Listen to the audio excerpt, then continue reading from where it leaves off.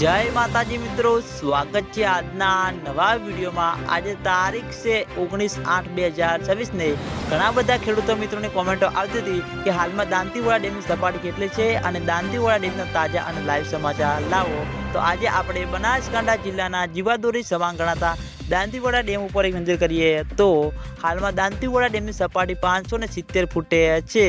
દાંતીવાડા ડેમની ભયાનક સપાટી 604 ફૂટ છે।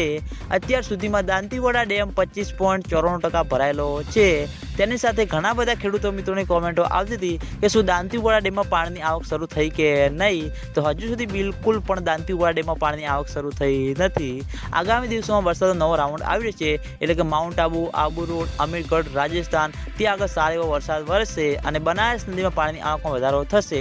પછી મિત્રો દાંતીવાડા ડેમમાં પાણીની આવક શરૂ થાય તેવું લાગી રહ્યું છે। ખેડૂતો મિત્રોની આશા છે કે જેમ બને તેમ ઝડપી દાંતીવાડા ડેમમાં પાણીની આવક શરૂ થાય।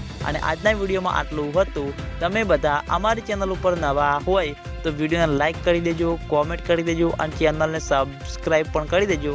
તો મિત્રો, જય માતાજી।